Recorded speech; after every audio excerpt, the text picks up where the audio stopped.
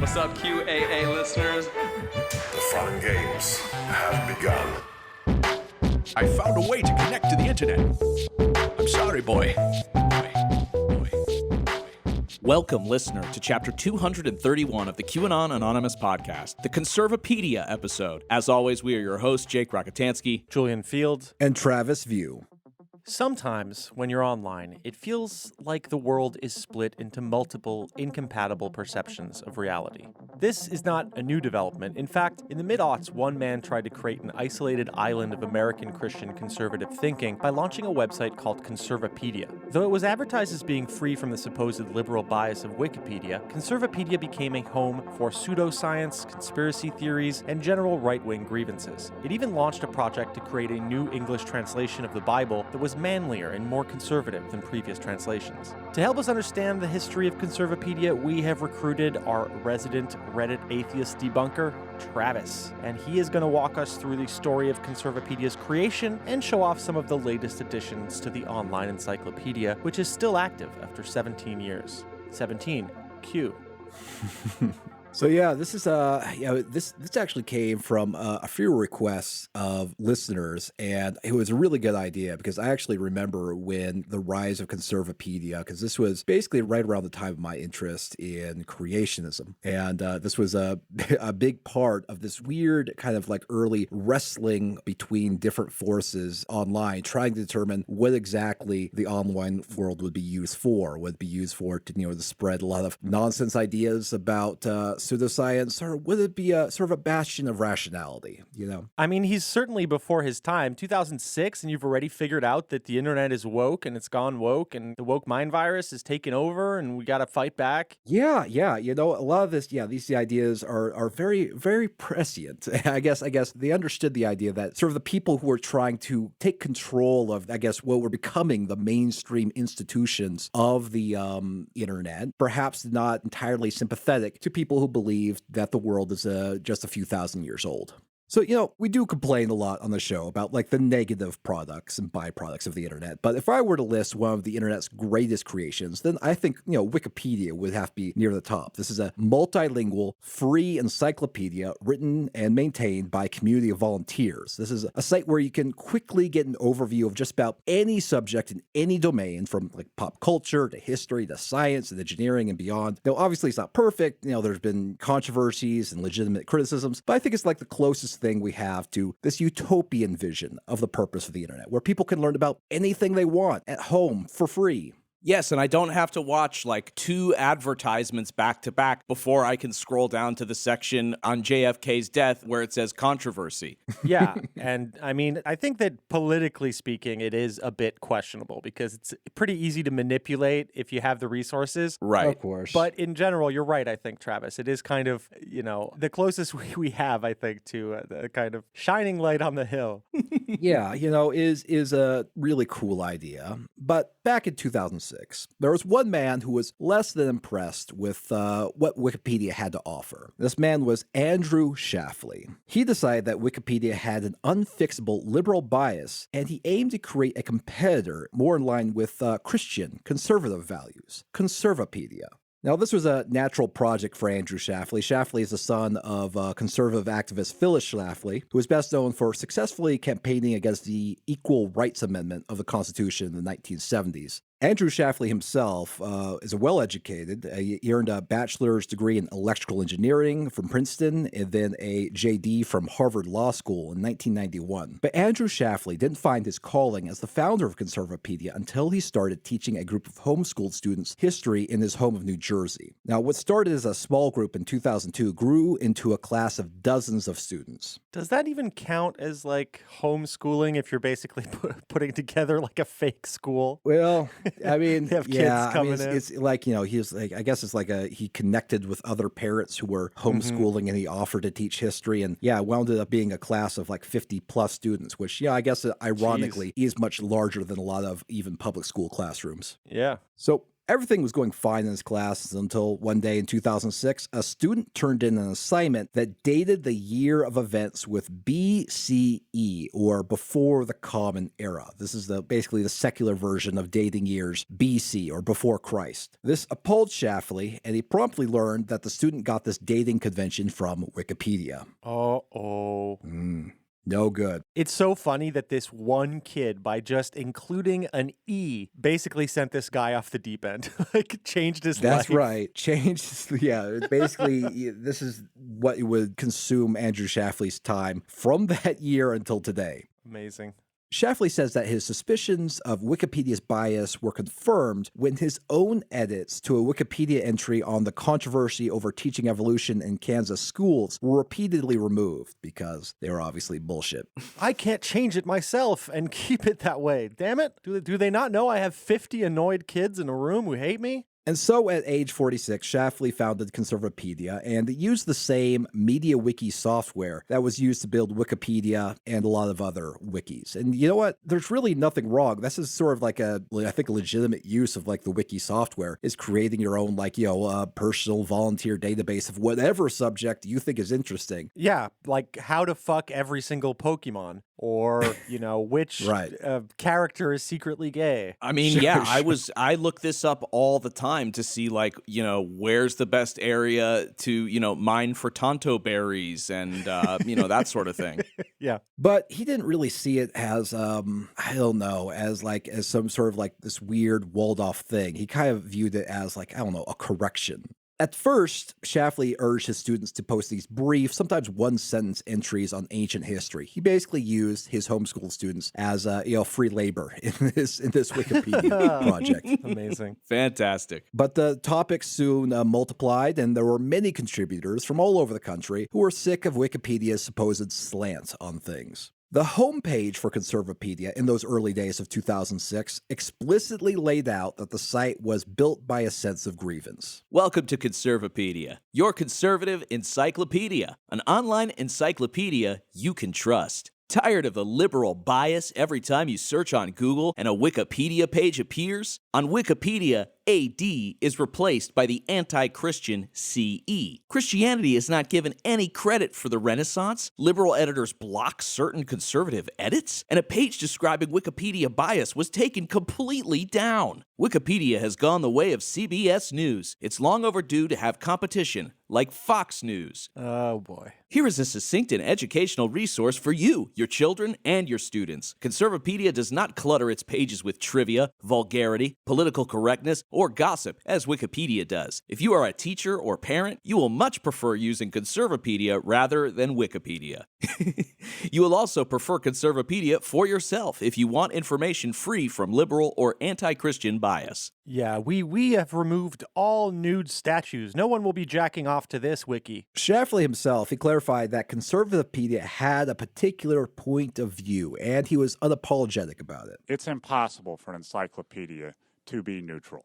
I mean, let's take a point of view, let's disclose that point of view to the reader. Interesting. Kind of true, though. Like, he is correct about, subjectivity of facts in certain cases. That is interesting point, because, I know that Wikipedia, it strives for a neutral point of view. It is more of it's an aspiration than anything that perhaps can be achieved in reality. But it has a different perspective. It's like, listen, if a truly neutral point of view is impossible, then let's just drop the pretense and let's just lay our cards on the table. Let's just admit where biases are. Based on how he sounds, I think his point of view is looking out the lid of a trash can on Sesame Street. Many of the articles found in Conservapedia are and were completely uncontroversial. For example, there's an entry on the tuba, and it's about 150 words, and describes the tuba as a brass wind instrument, the lowest in pitch of all commonly employed wind instruments. And it goes on to say that it is played vertically, and it has 3 to 5 values. For its source on this entry, Conservapedia cites the New American Desk Encyclopedia. Now, it's much shorter and less informative than the tuba entry on Wikipedia, but it's factually correct and unbiased. The tuba is an instrument that often plays when I fall downstairs. But on honestly most other topics, Conservapedia's bias becomes evident. Conservapedia seems to operate from this very simplistic view of the political spectrum that is and was popular with talk radio hosts. So when they say conservative, they really mean this particular brand of American evangelical Christian conservatism. And anyone on the right who doesn't fit into that brand is a rhino or Republican in name only. And anyone on the left of that is referred to as liberal, communist, or Marxist interchangeably. So Hillary Clinton, Bernie Sanders, Stalin himself, anarchists are basically all the same kind of thing. That's right. Not me. This perspective is evident in multiple entries. For example, Conservapedia defined environmentalists as people who profess concern about the environment and know that some want to impose legal limits on the use of toilet paper. They're gonna take away our plies. What kind of country do we live in if I can't wipe my ass liberally? Yeah, they're basically trying to make you wipe your ass conservatively.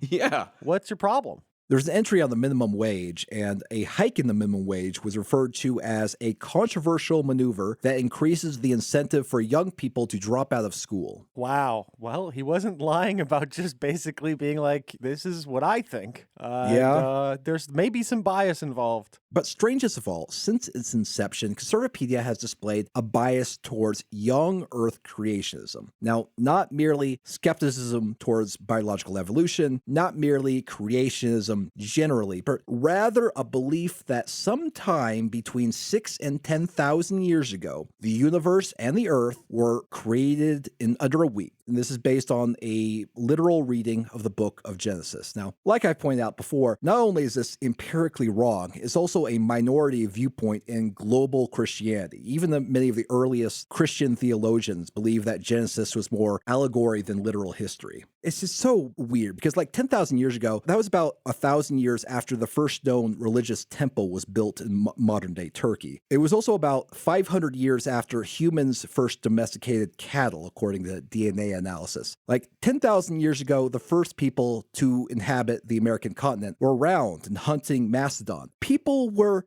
doing things all over the world 10,000 years ago. But beyond that, we actually know that the Earth is about 4.5 billion years old, thanks to radiometric data. This age was calculated with precision by a scientist named Claire Cameron Patterson for a 1956 paper called Age of Meteorites and the Earth. So to think that the world is 10,000 years old, when it's actually about 4.5 billion, is not a little bit wrong. It's like thinking that the distance between Los Angeles and New York is about 26 feet. Now, even if you don't know the exact distance between LA and New York, you gotta know it's not 26 feet. That's way off. Yeah, it's at least 28.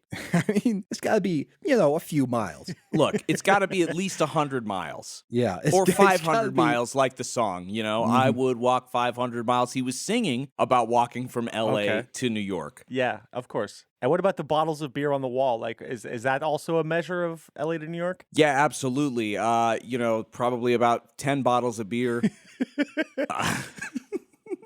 After about 10, you might find yourself in LA or New York. Yeah. Now, this bias towards young Earth creationism can be seen in all of Conservapedia's articles about geologic periods. For example, the entry on the Jurassic period is just 144 words long, which is actually shorter than the entry on the tuba. And the Jurassic period entry ends like this. Flood geologists reject the uniformitarian assumptions behind the dates derived by secular geologists, so they reject these dates. Instead, they would consider most, if not all, Jurassic strata to be laid during Noah's flood. Many sediments containing dinosaur fossils are assigned to the Jurassic, which evolutionists believe to be the peak time of the dinosaurs. So I think it's fair to say that, like, the main thing he's really innovating here is just removing stuff, right? Like, just not letting the information get out, right? It's just like, you could just 144 words, that's the Jurassic period, done. This gives me a great movie idea about Noah having to herd pairs of dinosaurs onto the ark, in addition to the other wild animals. I think that would make for a really good one-location thriller. You're trapped on the ark, there are raptors loose on the ship, and they're gobbling up your family. Okay. I think this could be really good. We could get Adam Driver to play Noah, and we could get Chris Pratt to play the raptors. A good Christian man. One of the first television interviews with Andrew Shafley took place on the Canadian program The Hour. In that report, Shafley made it clear that his version of Wikipedia would include more creationism and condemnation of homosexuality. Wikipedia has become unsuitable because it's become very biased. It's become very anti-American. It's become very anti-Christian. I know a lot of people like to talk about the evolution issue. There are people who are obsessed with promoting evolution. On Conservapedia, you're going to get the other side of that. You're going to get evidence against evolution. Same thing for homosexuality. We bring in all the health harm that's caused by homosexuality, all the biblical quotes against it. You get that on Conservapedia.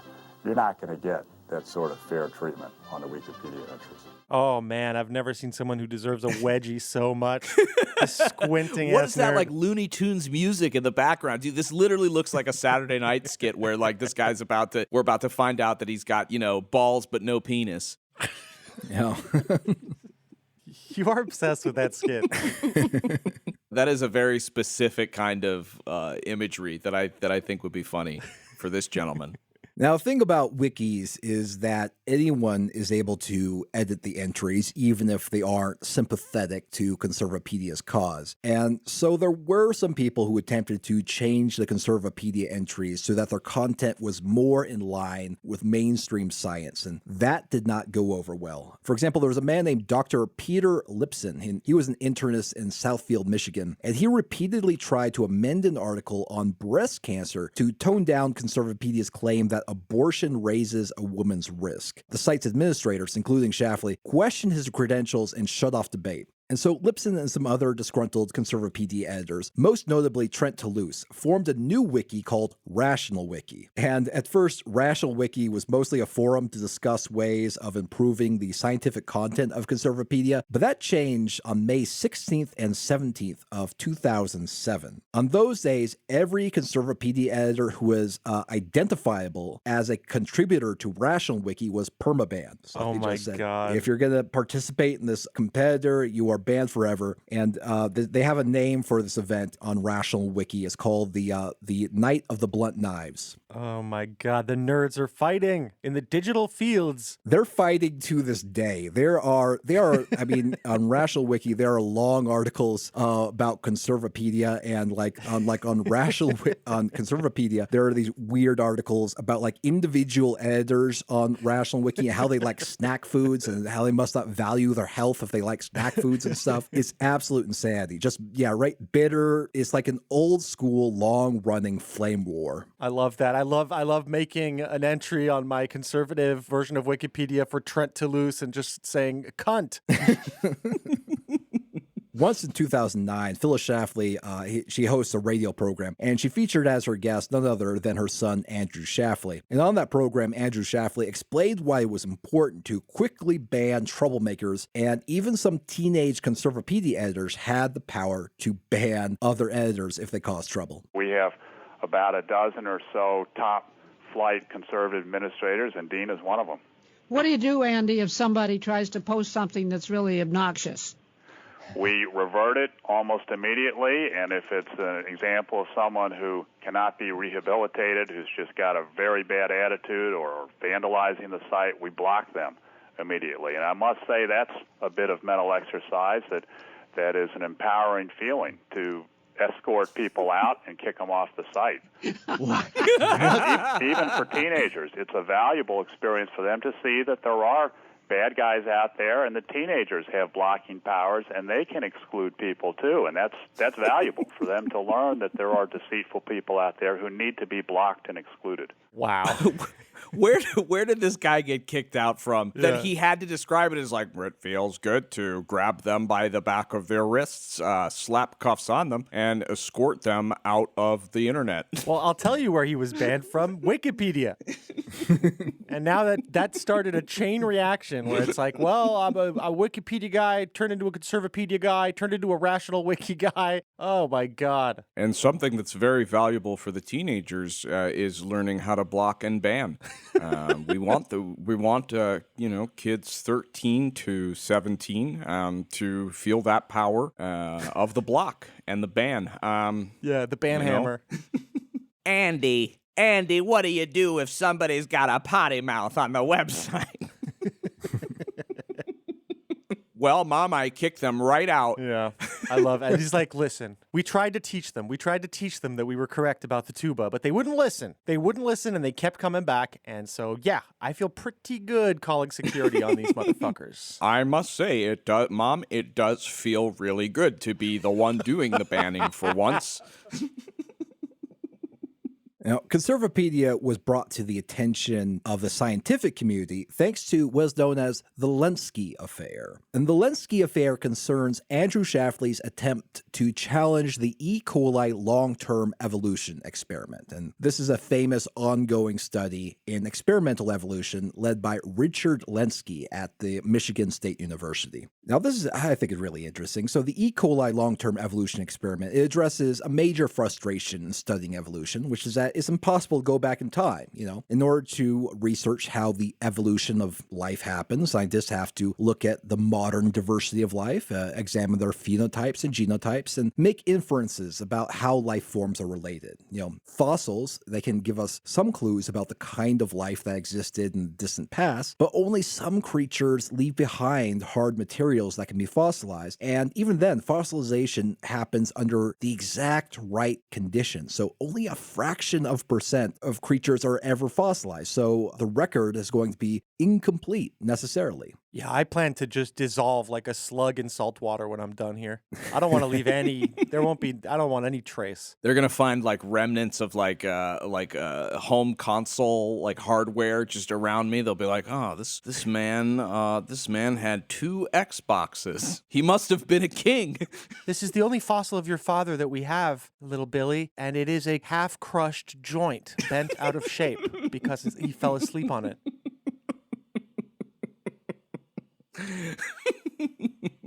But what if you could watch a population evolve over time and see how it changes, and then freeze some of that life as it is, and then put that frozen population aside, and then allow another strain of that organism to keep evolving? And then if you wanted to go back in time, essentially, you could see how life existed in the past. You could go back to an earlier sample and unfreeze it. So this is like the basic premise of Dr. Lenski's E. coli long-term evolution experiment. They observe how a culture of bacteria evolves, and then they freeze a sample at periodic points in its development. Now, it started with 12 populations of the same ancestral strain of E. coli in 1988. Now, the populations, they're stored in this warm liquid with a little salt and sugar, which allows the bacteria to reproduce and evolve. Samples from each population are periodically stored at negative 80 degrees centigrade, where they are available for later study. Now, importantly, the frozen cells are viable, such that the changes in performance can be analyzed at later times. So if a culture of bacteria evolves in a significant way, they can actually go back to the frozen sample and unfreeze it and see if it evolves again in the exact same way. Oh, wow. That's a really interesting way to actually study like the evolution.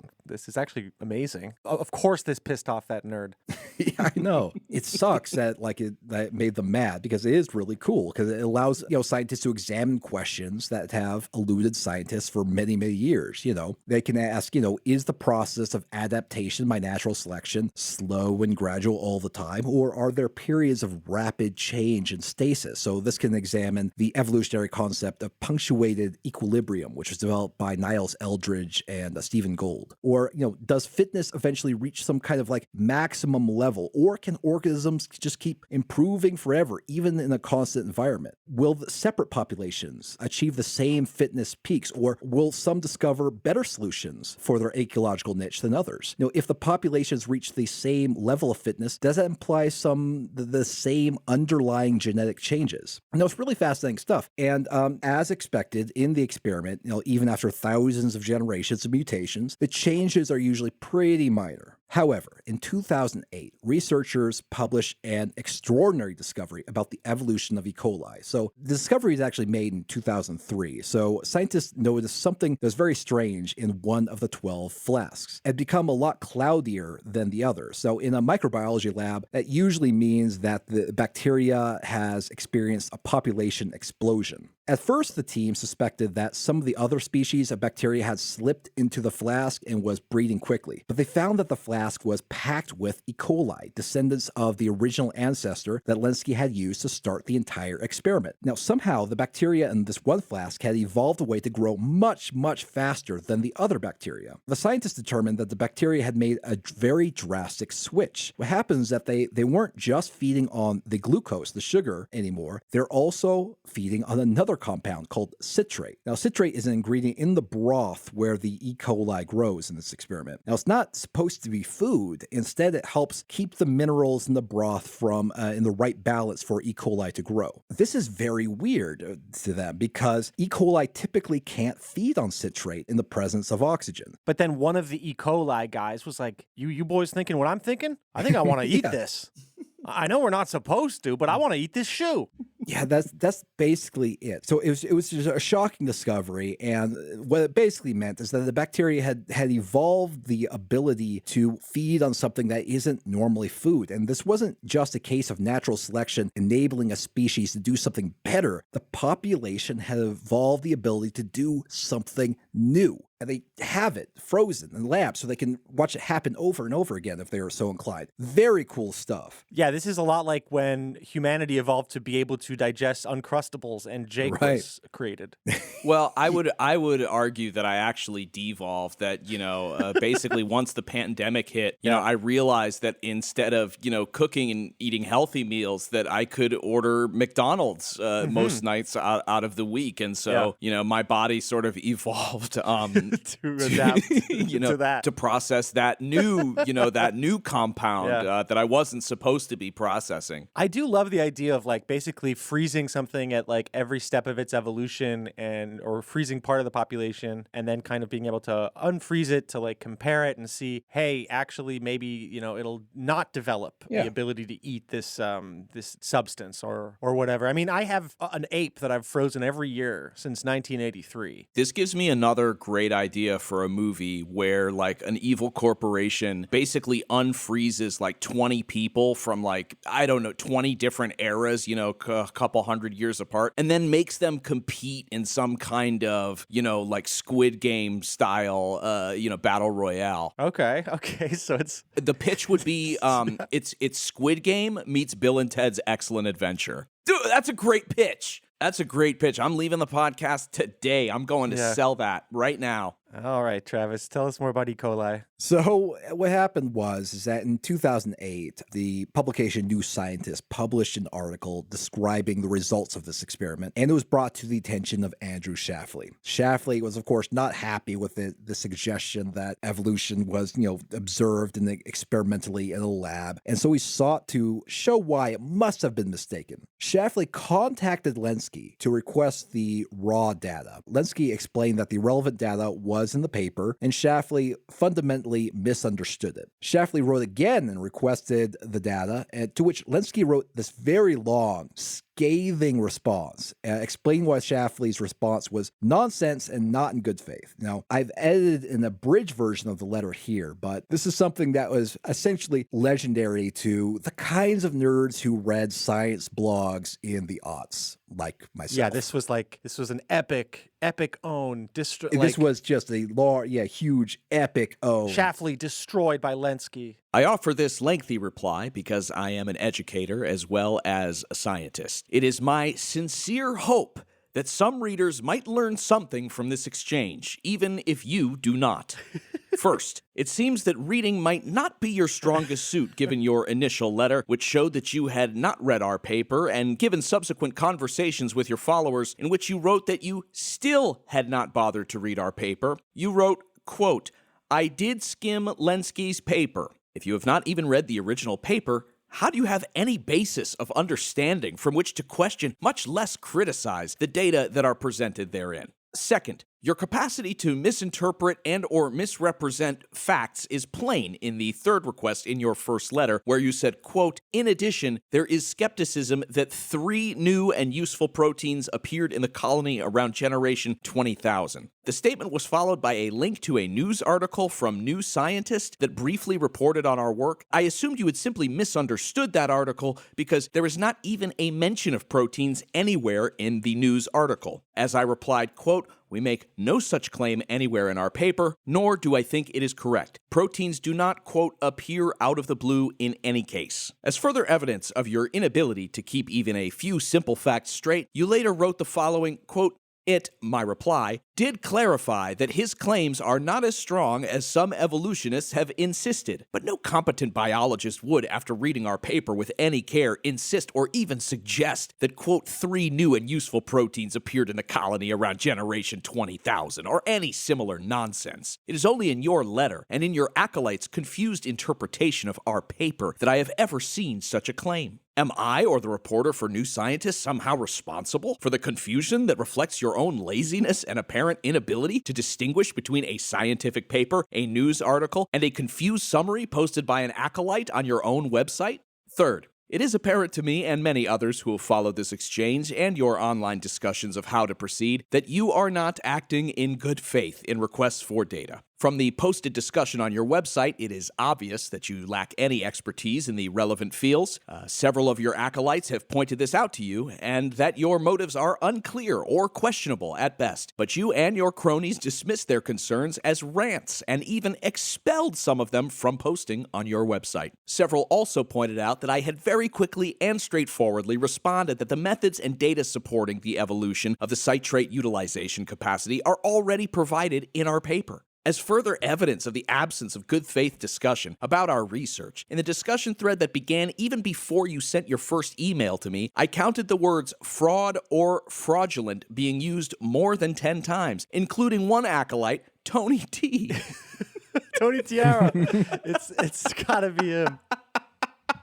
Oh my God. Including one acolyte, Tony T., who says bluntly that I am, quote, clearly a fraudulent hack. Well, if it isn't the young Earth creationist that told me I did a paint job. In the discussion thread that also includes comments after my first reply, the number of times those same words are used has increased to 20, with the word hoax also now entering the discussion. A few posters wisely counseled against such slander, but that did not deter you. I must say, it is surprising that someone with a law degree would make and allow on this website so many nasty comments that implicitly and even explicitly impugn my integrity, and by extension that of my collaborators, without any grounds whatsoever, and reflecting only your dogmatic adherence to certain beliefs. Finally, let me now turn to our data. As I said before, the relevant methods and data about the evolution of the citrate-using bacteria are in our paper. In 3 places in our paper, we did say, quote, data not shown, which is common in scientific papers owing to limitations in page length, especially for secondary or minor points. None of the places where we made such references concern the existence of the citrate-using bacteria. They concern only certain secondary properties of those bacteria. We will gladly post those additional data on my website. It is my impression that you seem to think we have only paper and electronic records of having seen some unusual E. coli. If we had made serious errors or misrepresentations, you would surely like to find them in those records. If we did not, then, as some of your acolytes have suggested, you might assert that our records are themselves untrustworthy because you said so, I guess. But perhaps because you did not bother even to read our paper, or perhaps because you aren't very bright. You seem to not understand that we have the actual living bacteria that exhibit the properties reported in our paper, including both the ancestral strain used to start this long-term experiment and its evolved citrate-using descendants. Man, this is some TLDR. Sorry, buddy. Didn't read it. Don't care. Citrate using nerd. So the letter concluded with 4 postscripts. Obviously, these are performative. This was online. P.S. Fuck you. P.S. Yes, fuck you and you. Fuck you, Tony T. So the last of the postscripts said this. I noticed that you say that one of your favorite articles on your website is the one on deceit. That article begins as follows, quote, deceit is the deliberate distortion or denial of the truth with an intent to trick or fool another. Christianity and Judaism teach that deceit is wrong. For example, the Old Testament says, quote, thou shalt not bear false witness against thy neighbor. You really should think more carefully about what that commandment means before you go around bearing false witness against others. Amazing. Yeah. All over bacteria. All over literally cloudy liquid. Yeah. You know what? Yeah. I'll take this online feud any day. The ones that we have now are so much stupider and not quite as funny. Yeah. Now they are incredibly a lot nastier. Looking back on this, it is so quaint that this was considered epic ownage. Sir, I see that you have not read the data. Let me direct you to where you can find it. And this was considered just a scathing slapdown. Nowadays, they like dox your address and then like harass you on your way to work and shit. Right. These were the good old days when you actually had to form an opinion and write out an argument, as opposed to just sharing, a GIF or a meme, in place of having to do any actual thinking or writing. Yeah, now they would just post like Jim from The Office. Yeah, and exactly. they'd be like, oh, got you, dude. Yeah, there'd be a bunch of like popcorn eating GIFs. Can you explain, Travis, why when I was visiting you over at your place, that every morning I could hear you read out this entire letter to yourself in the mirror? It's how I hype myself up. It's better than coffee, honestly. Yeah, that's true. Travis's therapist told him, to read something inspiring, to himself every morning, and this is what he chose. Now, Travis, you have hypertension. You stay away from that Schlafly stuff. So, to close out the decade, in 2009, Andrew Schlafly launched through Conservapedia the Conservative Bible Project. This project aimed to translate the Bible from its original languages into English in order to remove perceived liberal bias in the current English translations. Except the problem is that the translators didn't really seem to be actually familiar with the languages that the Bible was written in. So instead, it wound up being just kind of rewording the King James Bible. That's awesome. They're like, okay, well, first off, rich people can get into heaven. Forget the camel and the needle. Yeah, right. What else we got? So this project was based on several principles, including a preference for conciseness over what they called liberal wordiness. They also said that the translation must not be influenced by what they called unscientific views, such as those that deny the global flood in Genesis. Yeah. Christ will no longer be they, them. Right, yeah. They also wanted to avoid ambiguous, politically correct terms to enhance clarity, so they said. And they also wanted to avoid emasculating the inherent masculinity of Christianity, according to them. Oh, yeah, this What? is big. What does that even mean? That's awesome. It's like, well, we want to make sure that Eve comes off looking like a bitch. So, yeah, this project was baffling even to, conservative Christian scholars. Claude Mariottini, who is a professor of Old Testament at Northern Baptist Seminary, said this of the project. If conservative Christians make an effort to rewrite the Bible in order to present a conservative translation as an effort to eliminate liberal interpretation of biblical texts, then such a translation will violate every hermeneutical principle used by Bible translators in their effort to give the reading public a translation that is faithful to the original intent of the biblical writer. A translation of the Bible must translate the biblical text in the language of the reader without infusing the theological presuppositions of the translator. If a conservative translation changes the meaning of the original text in order to support a theological viewpoint, even when the theological viewpoint reflects Christian orthodoxy, that translation ceases to be a faithful translation.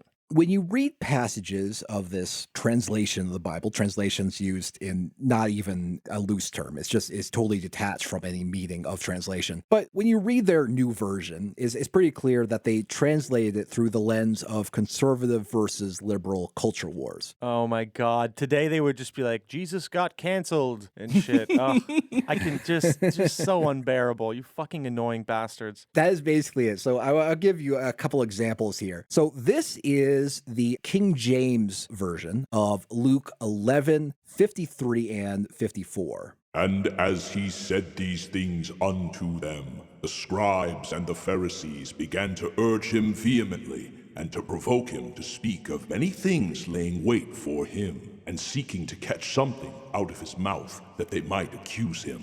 Of course, yeah, classic thing. The Pharisees tried to provoke Jesus, but he could not be provoked. But the conservative Bible, which was actually done by Andy himself, reads like this. As Jesus told them off, the scribes and Pharisees furiously interrogated him about everything, plotting and seeking to quote him for a politically incorrect remark to use against him. Oh my God. And so the Pharisees sought to cancel Jesus, but lo, he was uncancelable. I was joking, but I guess it's exactly what I thought. Yeah. So there's also, I want to show you, this is Luke 12, verse 43 and 44 of the King James Bible, and this is what it says. Blessed is that servant whom his Lord when he cometh shall find so doing. Of a truth I say unto you, that he will make him ruler over all that he hath. All right, and this is the conservative Bible version. Blessed is that manager whose employer finds working so diligently. Truly, I tell you, he will promote that manager to run all of his affairs. Okay. Yeah. Immediate. Your brains are. No? Yes. And lo, blessed is the employee who takes initiative and finds ways to save his employer money. Incredible. Blessed he who agreeth to worketh for smaller wageth.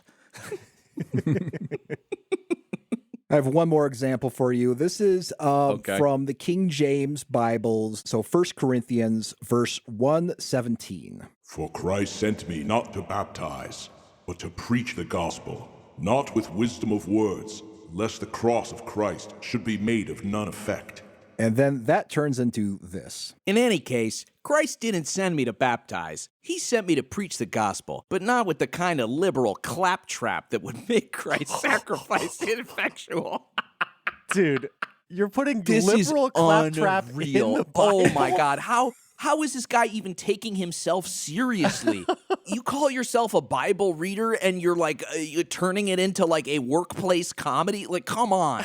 I mean, like I said, like this guy was like marinated since birth in like just liberal versus conservative culture wars. I really think he views this is his metaphysics. This is his structure of reality. And so that sounds absurd to us, but like he reads the Bible and then because of his viewpoint, he changes terms to liberal claptrap. That's amazing. He did a gritty reboot of the Bible. Wait a sec. So I'm looking at these two passages, and there's no way you could even interpret the original passage to contain any kind of speaking out against like a different political viewpoint. What he's essentially saying, if I might do a little bit of Bible study myself, is he's basically saying like, I'm not here to baptize you. I'm here to like preach the gospel. And the gospel itself, it's not the words, it's the fact that Christ died on the cross that is effectual. Like, I'm not trying to force you, but I'm trying to show you how real this is so that you'll want to baptize yourself, essentially. There's no part of it, I think, that you could even as a stretch kind of insert the idea of, a liberal claptrap. I mean, am I wrong? If you were to view all lies and nonsense as liberal claptrap, like if you thought they were synonymous, then this translation would make sense to you. I see. So his interpretation is that words and sentences themselves are liberal. Yeah. You got the subject and the predicate, dropping off fake ballots. That's a grammar joke, everybody. All right. I'll be here all night. I headshot you too. Brains all over my computer. Now, Conservapedia has long been the subject of vandalism. So, vandalism on wikis is when individual pages are replaced with parodies or nonsense or insults by trolls. And Conservapedia helpfully has a collection of this kind of vandalism called Essay Examples of Moronic Vandalism by the Tolerant, in sort of sarcastic quotes. And which is really is kind of funny because it's like an entry of like all the times we were owned on Conservapedia and we got really mad about it. For example, there was a user by the name Johnny Cochran who replaced the Wikipedia entry on Conservapedia with just this. Ricka ticka tick, talk tick tock talk, ring a ding ding, ring a ding, rick a dick dick, rick a dick dick, ring a dinga, ding ding dong. I believe he is quoting the iconic Snoop Dogg song in this post. Oh, yeah. Okay. Yeah, Snoop Dogg famously rapped. Yeah, Snoop Dogg famously dick. ring ding dong, ring a ding dick dick, rick dick. This is amazing that he kept this. He's like, this is how dumb they are. Yeah, exactly.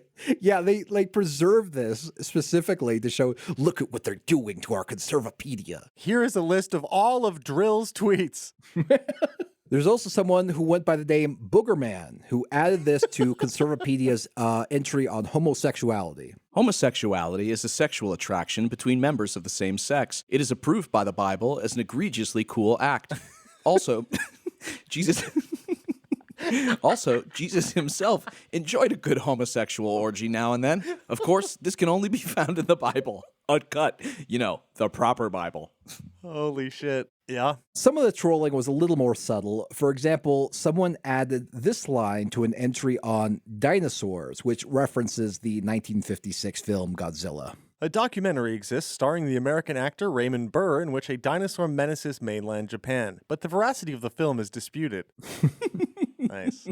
So that's the broad history of Conservapedia. So with all that in mind, I thought it would be fun to browse some of the articles that they offer today. One of the ones that really caught my eye was an article entitled Mystery: Why Do Non-Conservatives Exist? And if there are any women currently listening, obviously you should turn this off because it's going to be hard for you to understand this level of factuality and masculinity. Right. This is what that entry says. Conservative principles are based on reason, so why do non-conservatives still exist? Here are some reasons. Did not hear about conservative principles until after they made up their mind, perhaps due to pervasive societal bias, refused to reconsider. Genuinely lack a desire to find the truth and instead desire attention, praised by liberal teachers, getting along by going along, and not standing up to liberal bullies. Refused to forgive themselves and let go of their past mistakes and image. Believe myths created around government programs like the New Deal, that liberal policies create jobs instead of destroying them and depriving people of liberty through government control. Fucking hell, they went straight for the New Deal? This guy's a fucking monster.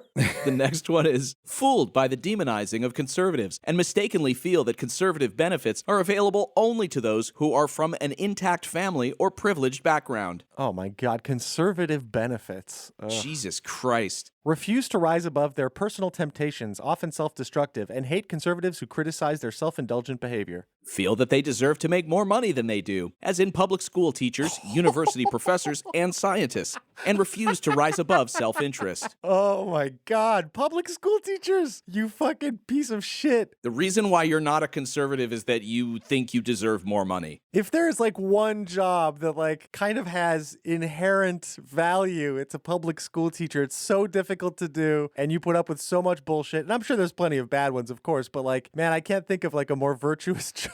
Fuck. Harbor a grudge against a conservative, typically a parent, but sometimes an ex-spouse, and refuse to forgive or rise above the animosity. Oh, this is so fucking awesome. My kids hate me and my ex-wife hates me too. They can't rise above animosity to listen to me lecture them. Like an anarchist, genuinely want to believe in and propagate destructive ideas. Due to the tendency of non-conservatives to refuse to admit this even to themselves, this number could be much higher. Wow. Are susceptible to marketing and suggestion to an overlarge degree. Humans think in opposites at the most primal logical level. As such, liberalism is sometimes an act of rebellion among the weak-minded. Interpret Acts 4:32 to 5:11 as an endorsement of Marxist ideology. Oh my God. I looked up these verses, and so apparently these verses of the Bible describe how the earliest Christians sold their possessions and distributed the money from their sales to anyone who had need. Fuck, I was joking about the camel and the needle, and it's exactly that. What is wrong with the American mind? So this is such a specifically American Christian mind. Fucking hell. Yeah, like I said, it's a very weird, narrow American Christian conservative worldview. But you're worshiping a false totem here, money. My friend, you should listen to Jesus. There are lots of other weird entries. There's one entry on the topic of emotional gambling. I haven't heard of emotional gambling before, but this is what it is according to Conservapedia.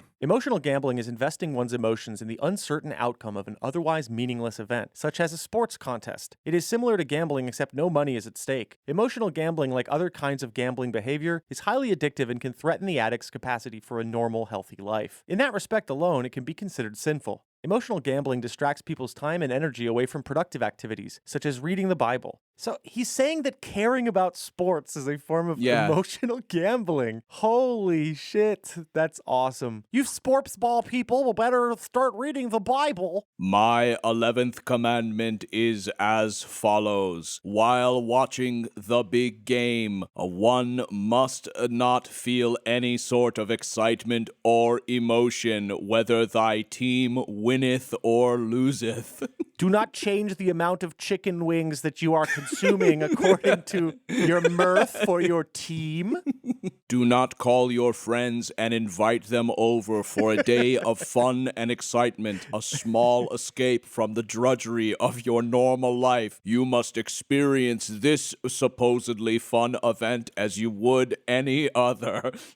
There's also an entry on classism, which I thought was very strange and woke for an article in Conservapedia to be concerned about, about discrimination against classes. But okay, sight unseen. This is going to be about how the rich are discriminated against. Well, God damn it. This is what the Conservapedia article on classism says. Classism is the bias against, discrimination against, or dislike of an individual or group due to their social class. As with other forms of discrimination, such as the various forms of racism, classism is pervasive in leftist and liberal thought. Many supporters of populist political movements, such as Brexit and Donald Trump's MAGA campaign, have faced abuse due to many having working class and rural backgrounds, and are often stereotyped using classist lines. Well, actually, this is correct. I stand corrected. I don't agree with a lot of this, but, at least he's not bitching about the rich getting targeted. I don't know. I think that when you're defining classism and you're thinking the very first example is people who supported Brexit, I feel like there are perhaps more examples that are more pertinent that better illustrate what you're talking about. Oh, you mean like busting a union or something? Like busting a union, yes, yeah. Yeah. They also have an entry, of course, on Joe Biden. It is really good. Okay. I enjoyed this. So here are just the first couple paragraphs. Joseph Robinette Joe Biden Jr., a.k.a. Pops, the big guy, and my chairman, born November 20th, 1942, is the authoritarian kleptocrat and dictator of the United States. The official position of the Biden regime, as articulated by its chief press spokesperson, is that political opposition is, quote, a threat to democracy. A prominent Holocaust trivializer, Biden has compared migrants who illegally crossed the U.S.-Mexican border to Jews who perished in the Shoah.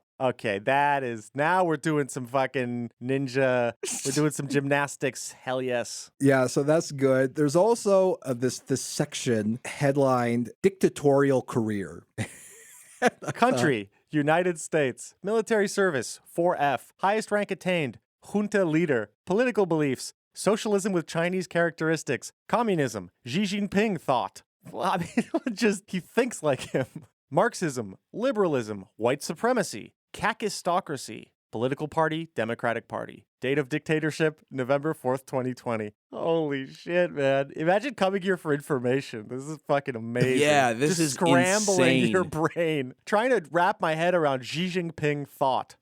Yeah, I'm trying to wrap my head around white supremacy. Yeah, of course. I mean, I also like the date of dictatorship. That's not even when he took office. That was just when the election happened. And it doesn't make sense. You can't have a date of dictatorship. It would have to be the date of the beginning of his dictatorship or something, but it's just poorly written, poorly thought out. I think whoever wrote this is so fucking mad. They're not even thinking, about they're like furious. actually communicating accurate, clear information. No, I think the most mad gets filtered to the top on this site. Yeah. Joseph Robinette, gay ass Joe Biden Jr., aka bitch.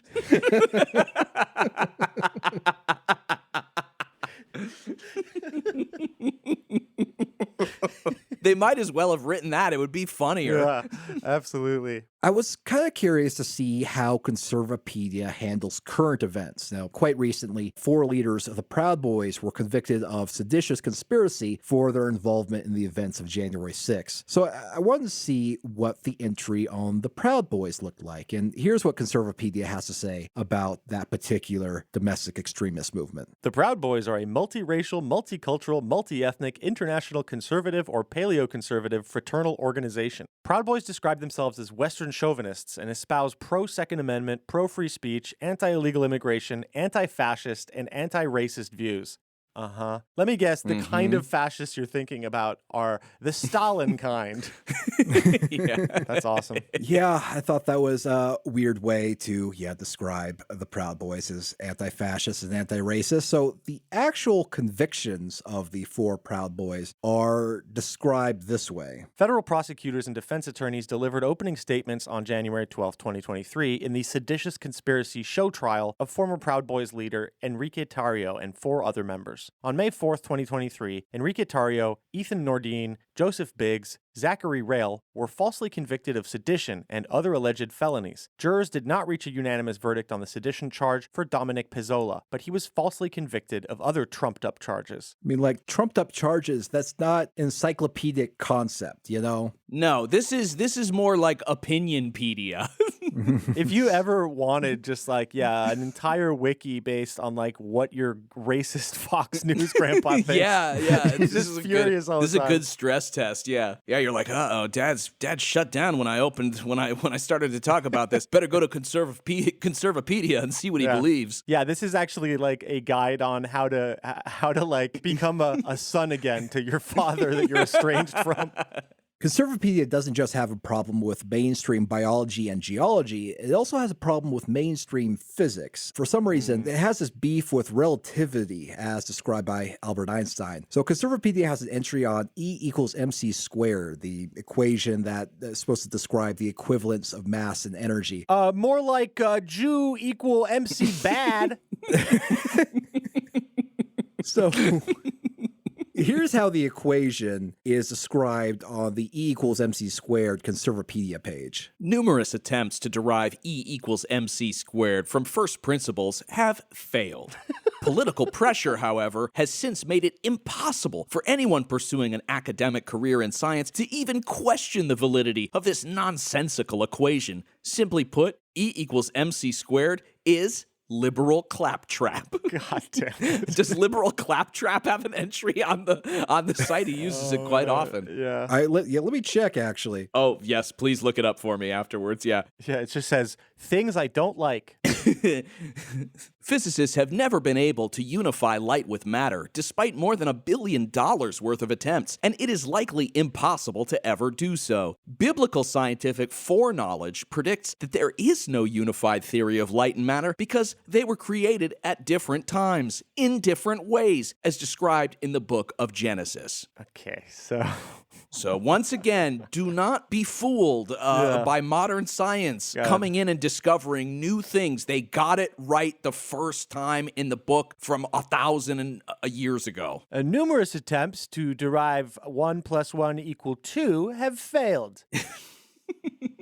So I checked, and liberal claptrap is, in fact, an entry on Conservapedia. Yes. Okay. It says that liberal claptrap is pretentious nonsense promoted by liberals. It has the wordy characteristics of liberal style, typically with self-serving conclusions. Liberal claptrap leaves the audience with nothing of substance, nothing that will help them personally overcome the inevitable problems of life, such as addiction. Okay, what? That is so specific. Is there a link on there that says, like, you know, for articles about claptrap from Borderlands, please click this link? Or No, differentiating it? I mean, he is definitely liberal claptrap. What a fucking annoying little twerp. Now, interestingly, Conservapedia has a friendlier relationship to the field of quantum mechanics. Okay. Oh, well. okay. Surprising, yeah. This is because the authors believe that it can be tied to biblical creation, the resurrection of Jesus, and the parables of Jesus. And this is what it says. Quantum mechanics is the branch of physics describing fundamental uncertainty in subatomic behavior. Observation converts infinite uncertainty about where a particle is into a definite position. The logic of quantum mechanics predicts the possibility of the resurrection, akin to quantum tunneling. Okay. They rolled the rock off of the quantum tunnel, and yay, did Jesus rise. The order created by God is on a foundation of uncertainty. The book of Genesis explains that the world was an abyss of chaos at the moment of creation. Quantum mechanics is predicted by biblical scientific foreknowledge. The parable of the sower, Matthew 13, 1-9, also embodies the uncertainty of quantum mechanics. That's awesome. Wow, this is great. This gives me my third idea for a movie today, which is this idea that Christ, it's not that he's like coming back from the dead. It's that we are waiting for him to sort of like, blip into this timeline, kind of like sliders, know? And so the idea that's the thing, like, Jesus could be blipping through like a bunch of different timelines, kind of going down the line and saving everybody. And we're just kind of waiting for him to blip into ours. Yeah. I think that makes sense to me. There are 100 different Jesuses, through 100 different timelines, an infinite amount of Jesuses and an infinite amount of timelines. And the rapture in this reality will only take place once he dies on the cross in a neighboring sort of dimension and then uses quantum immortality to sort of pick up in this reality. So can't wait to watch Christ into the Multiverse. Yes, that's how I would pitch this. We don't need Christians to have an MCU, I don't think. There are some entries on social concepts. For example, here is the Conservapedia entry on the concept of best friends forever. The intent of best friends forever as a concept is the solidification of a partnership between two people who mutually identify the other as the person who will be their most valued friend throughout the rest of their life. In principle, the concept seems sound and affirming, but in practice, it has never worked. What? As the best friends forever commitment tends to be entered into prematurely by grade school students, typically females. Oh my God, he is debunking best friends forever. He's debunking BFF. Yeah, he's going after your top fives, Oh my God. This is sacrilegious. Oh my God, he's just going after stuff that's in the margins of like their notebooks. These little hearts that they keep putting above the I. He's like, when I was a grade school girl, I did enter into a contract with somebody who I believed to be my friend for life. But then they turned around and started dating Susie Durkins behind my back. On the surface, the S that appears to be the Superman S that people are building out of straight lines does seem like a cool thing. But beneath the surface, this S has done a lot of damage to the Bible. There's also an entry on overrated sports stars. Oh my God. Oh my God. What the fuck? Let me guess. He doesn't like Colin Kaepernick. No, yes. Unsurprisingly. This whole thing is a wiki grudge. It's literally, you can look up grudges. Yeah, there were some obvious ones like Kaepernick. There were some less obvious ones too. It's just, it's so bizarre, but it's just sort of like overboiling with resentment that certain athletes get a lot of positive press coverage. Oh my God. This is how it starts. The lamestream media like to promote athletes based not on skill, but for liberal reasons. Here are the most overrated sports stars. None are among the greatest conservative sports stars. 3 on this list, Lance Armstrong, Tom Brady, and Tiger Woods, have been punished for cheating. LeBron James and Tom Brady have declined to shake hands after losing in playoffs. So here are a couple of the stranger entries from that list of 25 athletes. And number 1 is Andre Agassi. He writes, his rival Pete Sampras was far better, but Sampras is conservative. Agassi is a big donor to Democrat politicians. That's it. That's why they're overrated. Wow. Incredible. David Beckham retired early to the American MLS League and then became a bench warmer in the French League. His own British 2012 Summer Olympics team did not even want him. His real skill seems to be in catering to the liberal media. That's so true. I mean, one should not marry a girl who is too spicy. Number 3, LeBron James. Overpromoted by the media to an absurd extent. LeBron James is arguably the current best NBA player, but overrated compared to outspoken Christian star Steph Curry and another Christian star, Kevin Durant. LeBron has sometimes even underachieved in key playoff games. He helped Miami win 2 titles and helped Cleveland win a come-from-behind title in 2016, but again, received absurd overhype, such as the media claiming he is, quote, superhuman. I mean, you could sort of hear there's some sort of some conservative sports fan who watches Sports Center and just gets angry at the praise of athletes that aren't conservative enough for him. Faces that show up on my television I hate. And what is he talking about? Like, you hear tons about Kevin Durant and Steph Curry. Yeah. Like, this is he's just making shit up at this point. Yeah. Ben Roethlisberger. He only won the Super Bowl twice, which isn't that many times, considering the team he's on has won 6 Super Bowl rings. Despite this, there's more hype about him than there really needs to be. Okay. Wow. 2 Super Bowl wins? That don't impress me much. He can't stop listing their W's and the reasons he hates them. Yeah, he does. Yeah, LeBron James with a come-from-behind win, I guess. Yeah. This one I have to agree with because I do not like Cristiano Ronaldo, the soccer player. His spectacular talents have been ruined by his self-obsession, vanity, and cravings of celebrity. He is now officially sad, despite being one of the luckiest men alive. His Portugal team was eliminated by Uruguay from the World Cup 2018, and Ronaldo's behavior towards officials was so disgraceful that it marred the tournament, as captured by photos. No, man, it didn't. Uruguay played really fucking well. They had good players. And yeah, I don't like Cristiano Ronaldo, but what are you fucking on about? I don't know. This is just the weirdest shit. There's at some point in the last, 17 years or so, Conservapedia dropped all pretense of we're just offering a neutral, or I guess something from a particular perspective. This is obviously just pure opinion and just anger that some people are getting good press coverage. Yeah, this could have been a W for him if he just posted, your general sort of Wikipedia article and then added a couple conservative, linked to a couple conservative opinion pieces and been like, oh, no, a conservative person said this about this, or they said this about this. It would have at least been, this you just look at and you're like, okay, this is like wiki grievance. There's no... Yeah, this entire website is a sentient fedora. Conservapedia also has an entry for chivalry. Now, I thought this was really strange because the opening paragraphs include 2 separate mentions of Will Smith slapping Chris Rock at the Oscars. Oh my God, it is really just things I see on television. Incredible, just brainless. The word chivalry comes from the French word for knight. Chevalier. The popular game of chess is based on chivalry, and a prominent historical example of chivalry was the self-sacrifice during the sinking of the Titanic. Wait a minute. Yeah. Is he... Yes, he's talking about the film Titanic. Wait a minute. Hold on. Let me just let this sink in. He is using a historical example of Leonardo DiCaprio's fictitious character sacrificing himself at the end of the movie. Dude. This is fucking amazing. He doesn't even the say Titanic that it's the movie. sacrificing itself. I don't think it wanted to hit that iceberg. Is he aware that the Titanic didn't actually sink in the movie? That was just a set? I think they're trying to say the principle of women and children first during the actual sinking of the actual Titanic is an example of chivalry. Okay.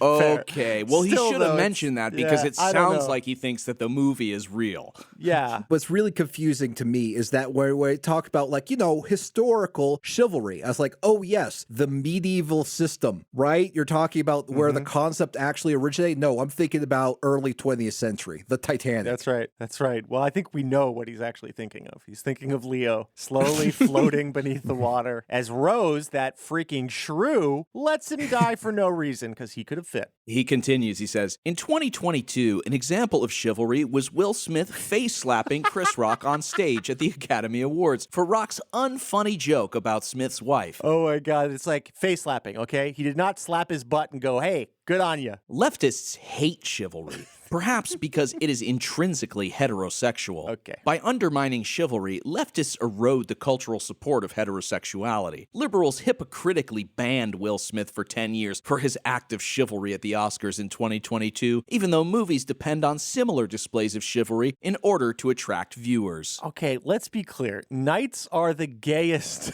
possible people. They spent their time fucking jousting in front of rich people. And I mean, they were like legendarily full of themselves. And, you know, like, what the actual fuck are we reading or covering? This is demented. I just hope Will Smith doesn't see this stuff and go, oh, awesome, I have a whole new audience that's totally down for me. I'm gonna cater to them. I wish Will Smith would slap Travis for making this episode. Conservapedia also includes an entry on famed film critic Roger Ebert. It was really strange because it's very short and only mentions 2 films that Ebert ever talked about. Passion of the Christ and the pro-intelligent design creationism film Expelled No Intelligence Allowed. Wow. And here's basically the meat of that entry. Although Ebert wrote that it was the most violent film he had ever seen, he gave Mel Gibson's The Passion of the Christ 2004 4 out of 4 stars. Showing true liberal duplicity, Ebert... Oh my god, dude. Oh my god. Showing true liberal duplicity, Ebert refused to review the film Expelled, No Intelligence Allowed, because of its expose of the atheist agenda in science and education. But even though he refused to review the film, he nonetheless posted a several-page rant about the film on his blog, where he criticizes minor points involved in the production of the film, and then uses that to make it seem that he has also rebutted the main points of Ben Stein's argument. Conservatives and creationists were outraged that such a trusted movie critic would use his column as a pulpit to proclaim his own personal politics. But dude, you named your... If you think it's annoying that liberals talk about their politics, you named your Wikipedia Conservapedia. You couldn't be a more annoying political guy, that is constantly harping about his beliefs. Well, I did not know that this was the Ben Stein that he was talking about. Yeah. Yeah. For some bizarre reason, Ben Stein hosted the biggest intelligent design documentary. Yeah, Ben Stein was recently torn apart by unfrozen chimps in an experiment at Michigan State. So I got one last entry for you. So Conservapedia includes an entry on the video game industry. Yes. Excellent. Jake is happy. Which you can imagine it's not approving of. So here's what Conservapedia has to say about the video game industry. Unfortunately, the video game industry has a long history of unintentionally, or in some cases deliberately, spreading liberal values and ideals at odds with traditional conservative values. Examples: excessive profanity, many times to the point of being added for shock value. Meticulous designs of blood and gore, virtually every game rated for 17+ players. Allowing players to be terrorists and perform terrorism. Call of Duty, Modern Warfare 2, Counter-Strike series. I would agree, but not for the reasons that he's saying. Yeah. Allowing players to have fornication with prostitutes. All Grand Theft Auto video games. Wrong! It should be noted this is optional, as no GTA game has ever forced the player to fornicate with a prostitute as an unavoidable storyline event, but it does provide the player with some other gameplay bonus with no in-game downside, like a sexually transmitted disease, inadvertently encouraging the idea of unprotected sexual relations outside of marriage. Dude, this is so cool. This guy's worried that people are nutting in a video game. He is so angry that people are nutting in real life already, but the idea that they have this virtual nut that they're also getting, I'm so furious. They're nutting in the video game without getting herpes, and this is unacceptable. This is so fucked. Do you know how much cum has been wasted in GTA? When I could fill my mouth to the brim with it. Welcoming to more violence, such as providing bonus points for extra murders. Almost every single game that provides bonus points or some other gameplay advantage for upping the player's kill count. Splatoon. These kids don't want to clean up their room. They're painting it. This is fucked. Over-reliance on violence than story, Gears of War. Mario, Italians are basically blacks. Overtones of Hollywood values, Grand Theft Auto, The Ballad of Gay Tony. He really knows his Grand Theft Auto, which makes me think he played kind of hell likes out the of it. game. He definitely nutted in the game and then felt bad.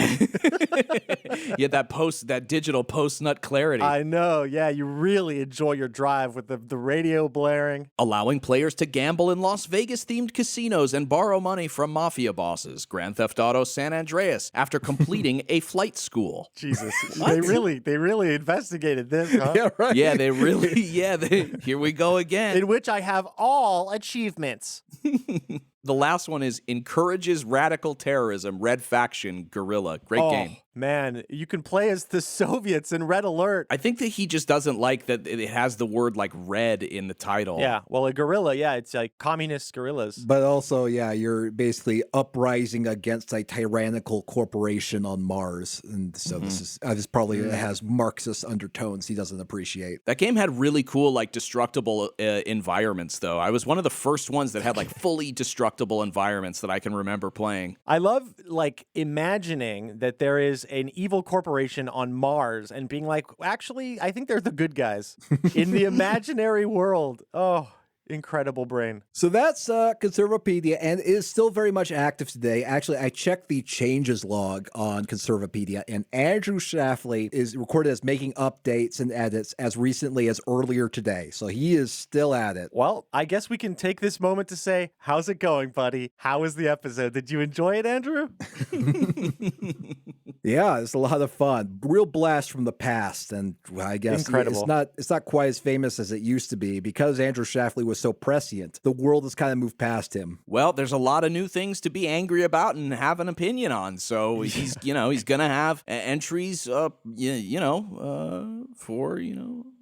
the unforeseeable future. He's out there somewhere squinting angrily. Yeah, he's out there studying real hard the lesbian kiss in Horizon Forbidden West. He's playing it over and over again and, just really getting his pants in a bunch. I have one final question for you, Travis. What does Conservapedia say about QAnon? Now, that is a very interesting question because it is not pro QAnon. It's actually Conservapedia. It really is more of a classic kind of conservative conspiracist. And so here's what it says. It says that QAnon, aka Q, is a CIA psyop which masqueraded as an anonymous military intelligence person or a group within President Trump's inner circle of advisors. The highest U.S. intelligence clearance rank is Q. This is, of course, not true.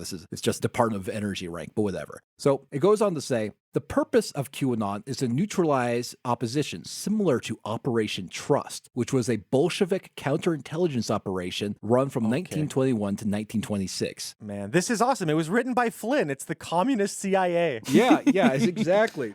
The CIA has been the literal top force in the world against communism. That is their whole fucking thing, is hunting communism to the point where they'll allow or enable genocides. What the fuck are you talking about? So it seems as though there was like some dispute. So it's interesting. So there's also a section in the QAnon entry in Conservapedia that says allegations of a conspiracy theory. And it says Q was considered a conspiracy theory by some because if Q was not thwarted, thousands of deep state political leaders would be indicted and jailed. Time magazine, not the even-handed publication it was many years ago, on June 28th, 2018, listed Q amongst the 25 most influential people on the internet. Now, that is true. It was listed that. So the occasional Q post is authored by Q+, obviously an alternate in the intelligence circle, maybe Trump himself. So it sounds like a pro-QAnon person got to this page and sort of entered some pro-Q propaganda. Yeah. Yeah, I think it's actually a good representation that there's like a bit of a kind of internal contradictions and disputes